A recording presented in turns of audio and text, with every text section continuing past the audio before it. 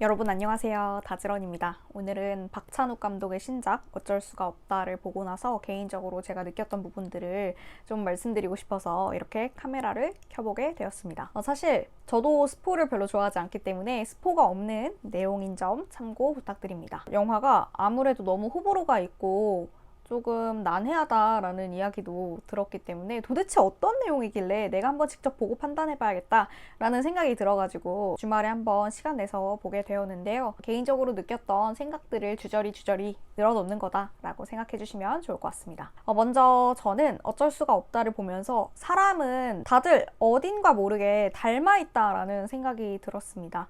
주인공인 만수부터 만수와 법모, 시조도 모두 닮아있고 만수랑 아라도 닮아있고 또 아라랑 미리도 닮아있고 이런 생각들을 계속 해왔기 때문에 아무래도 사람들은 어딘가 모르게 각자 다 닮아있는 부분들이 있는 것 같아요. 내가 싫어하는 사람이든 내가 좋아하는 사람이든 그냥 얼굴이 닮았다기보다는 습성이나 좀 계속해서 닮아있다라는 생각이 들었기 때문에 좀 내가 절대 이 사람이랑 닮아있지 않았다라고 생각하는 지점도 그러지 않을 수도 있다 라는 생각을 하게 되더라고요. 그래서 어딘가 모르게 사람들은 좀 닮아있다라는 사실을 알게 되면서 나름대로 흥미로웠고요.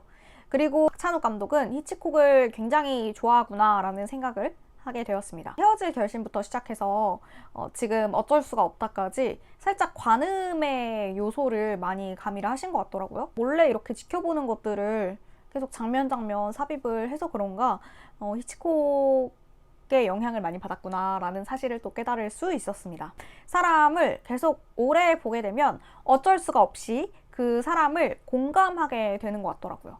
그래서 이 사람의 이유를 파악하지 못하고 이 사람이 밉고 이 사람이 싫어지는 거는 아무래도 그 사람의 정확한 삶을 제대로 파악하지 못함이 아닐까라는 생각을 하게 되었습니다. 미워하는 사람이 있더라도 그 사람이 그럴 수밖에 없는 행동을 하게 된 경위를 알게 되면 어느 정도 이 사람에 대해서 좀 이해를 할 수 있게 되잖아요.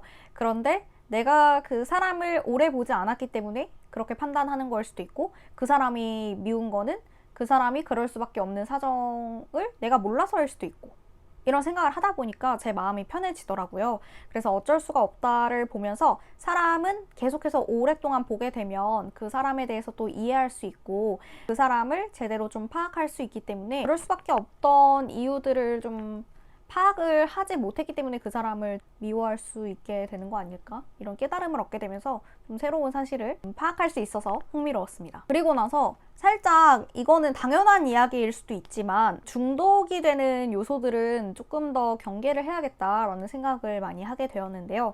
살인이나 우리가 나쁜 죄책감이 드는 행동들은 어찌됐든 한 번이 어렵지 계속 하다 보면 좀 익숙해지는 느낌이 들잖아요. 일단 우리가 어쩔 수가 없다에 나오는 그런 살인뿐만 아니라 마약이나 담배나 술이든 결국에는 중독되는 요인들이 있는 것들을 항상 경계해야겠다는 경각심을 갖게 되었습니다. 그 진입 장벽 자체도 우리가 낮잖아요. 중독되지 않도록 항상 주의 깊게 생각하면서 살아야 되지 않을까라는 깨달음도 얻을 수 있었습니다. 그리고 이제 마지막으로는요. 만수라는 이병헌 씨 캐릭터가 정말 잘 살고 있다가 한순간에 추락을 하게 되는 캐릭터로 설정이 되어 있거든요.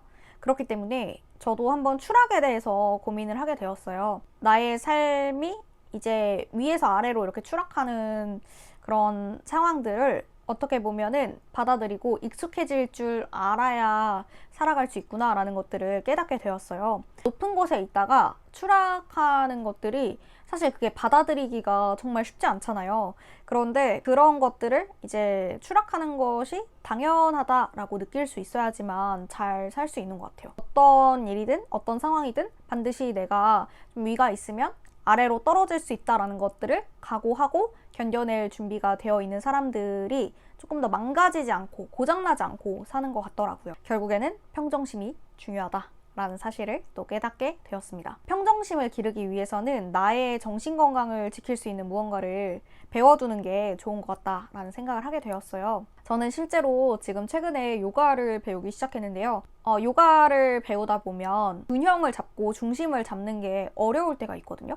그런데 제가 옆에 있는 사람이 균형을 잡지 못할 때 그거를 의식하게 되면은 저 역시 균형을 못 잡게 되더라고요. 옆에 있는 사람들을 의식하지 않고 그냥 내가 한 곳에 응시를 하게 되면은 균형을 되게 잘 잡을 수가 있었거든요.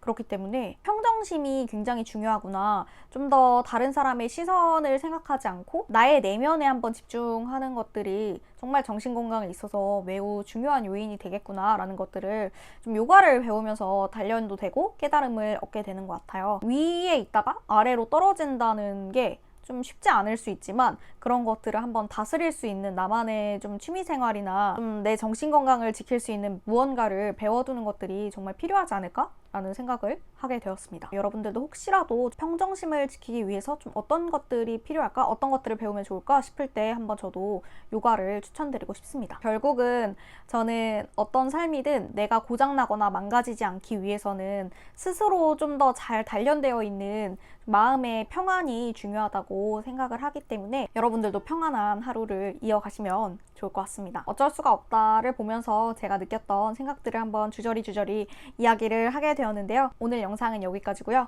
저는 그러면 다음에 더 즐겁고 재미있는 영상으로 찾아뵙도록 하겠습니다. 안녕!